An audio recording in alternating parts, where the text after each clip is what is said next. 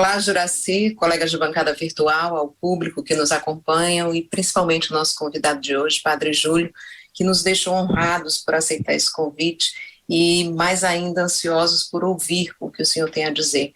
Padre, o senhor como um estudioso das Escrituras, existe alguma coisa na Bíblia, alguma passagem que diga que a população, a humanidade iria involuir, iria regredir mentalmente ou mesmo socialmente depois de tantas conquistas? Porque parece assim que a gente está voltando à Idade Média, à idade mais sem conhecimento, as pessoas não conseguem ser solidárias, não conseguem ser empáticas, não conseguem sentir a dor do outro, e principalmente quando a gente vê situações como aquela em que o senhor foi contra a colocação de blocos embaixo de viadutos. Tinha gente que dizia que tinha que colocar aquele viaduto lá, criticando que o senhor é um socialista, é um comunista, mas se o socialismo e o comunismo fracassaram, o capitalismo também não venceu, porque se o capitalismo diz que todo mundo deve se dar bem, por que ainda existem pessoas que passam fome, que não têm rua, não têm lugar para morar e que vivem sem emprego, com fome,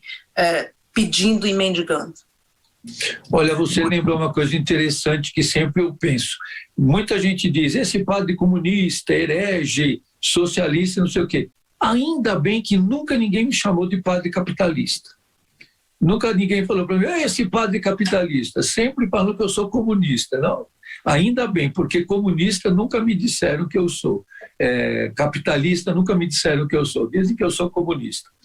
Mas a Bíblia é uma reflexão da história e não é uma, vamos dizer assim, uma adivinhação do que vai acontecer no futuro. Nunca se andou com a Bíblia tão debaixo do braço como se anda hoje. Parece que a Bíblia virou um desodorante. Tem gente andando com a Bíblia embaixo do braço para todo lado, mas não usa dos critérios bíblicos para discernir. Tanto que os evangelhos, eles mostram muito conflito. O evangelho de São Marcos, que é o evangelho mais curto e o catequético, e o evangelho que na Igreja Católica se leu esse ano, é um evangelho do conflito, é o evangelho que mostra o fracasso. Os próprios discípulos de Jesus não conseguiam entender. Jesus falava do enfrentamento, eles queriam lugares de honra. Jesus falava do fracasso, eles queriam o sucesso. Jesus falava de ser pequeno, eles queriam ser grandes. Então, eu acredito que não é que nós evoluímos ou involuímos, é a dialética da história.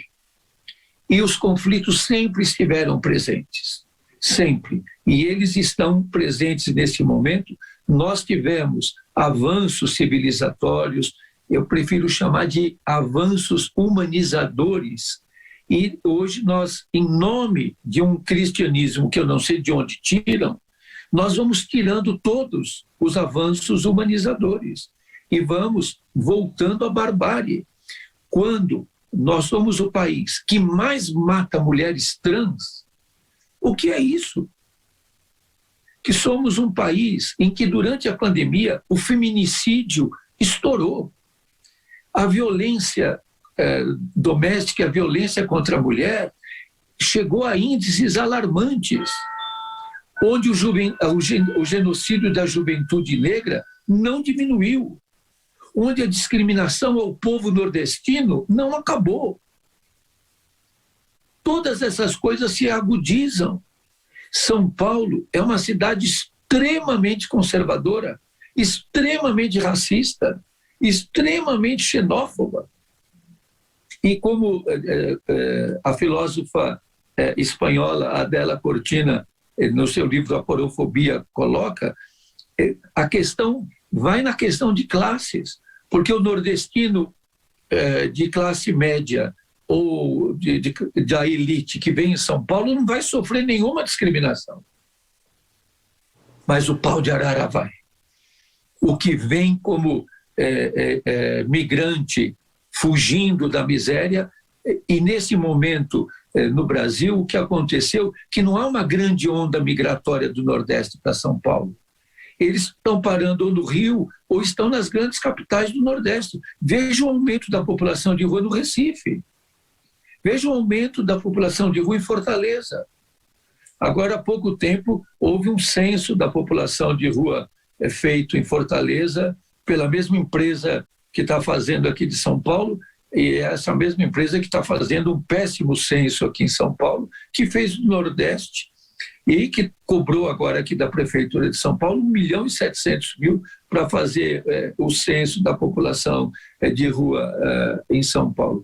Então, a evolução e a involução, elas convivem. Nós vivemos num momento dramático, mas nós temos uma figura como a doutora Margarete Dal Como, que é uma heroína brasileira, uma mulher que engrandece a medicina no Brasil. Temos tantas mulheres que estão nessa luta imensa contra a pandemia e contra o Covid-19. Eu quis lembrar da doutora Margarete Dal Como porque ela é uma figura realmente exponencial e que brilha e que dignifica as mulheres. Mas temos mulheres que estão, não quero citar nenhuma, que estão defendendo também o negacionismo, que estão defendendo a não utilização das vacinas, que são a favor de todas as políticas de massacre do nosso povo, de massacre dos povos indígenas, de massacre dos quilombolas e das culturas ancestrais. Então, acho que nós vamos sempre conviver. A retórica do ódio, ela assumiu uma força muito grande. E quando a gente desqualifica o interlocutor, isso é uma técnica da retórica do ódio. Então, se eu faço um questionamento, logo diz, ele é comunista. Pronto, acabou o assunto, não tem mais conversa, porque ser comunista é um pecado. E nós temos grandes figuras do Partido Comunista, como a nossa amiga do Rio Grande do Sul, que foi candidata a Manuela Dávila. Ela é do Partido Comunista. Você quer uma mulher mais doce, mais amável, mais lúcida e firme como é a Manuela Dávila? Dizer para ela que ela é comunista, ela é realmente comunista. E por que isso é ruim? Se o comunismo é uma das correntes de pensamento. Hoje nós podemos pensar a sociedade sem levar em conta a análise marxista? Não significa que eu sou marxista, mas eu tenho que considerar a análise marxista. Você acha que nós podemos hoje enfrentar a sociedade sem conhecer o pensamento do Freud? Eu não posso não ser freudiano, mas eu preciso conhecer. Como se eu quiser conhecer a literatura brasileira, eu tenho que conhecer o Jorge Amado e o Érico Veríssimo. Eu tenho que conhecer as correntes filosóficas. Então, nesse sentido, nós estamos vivendo isso que você diz, uma evolução no pensamento, na inteligência. E isso não é por acaso, é proposital. O próprio governo que está aí agora desprestigia a pesquisa científica, sucateou o CNPq, sucateou o Ministério da Ciência, não levou em conta as pesquisas, foi um pensamento anticientífico, um pensamento que contrariou toda a ciência, mas tivemos cientistas que estavam do lado deles. Tivemos cientistas também que deram informações negacionistas, médicos que também fizeram. Então, eu acredito que isso que você coloca é muito importante e sério, porque dentro de nós também tem o machismo, também tem o racismo, também tem essa anticiência e pensamentos retrógrados. Eu gosto muito daquele movimento que diz, eu digo, eu sou um homofóbico em desconstrução. Eu tenho que ser um racista em desconstrução. Eu tenho que ser um misógino em desconstrução. E a gente tem que ir desconstruindo e construindo aquilo que nos humaniza. E o grande sentido do cristianismo e dos que têm religião e não têm, e dos ateus, é a humanização da vida. Acho que esse é o nosso critério.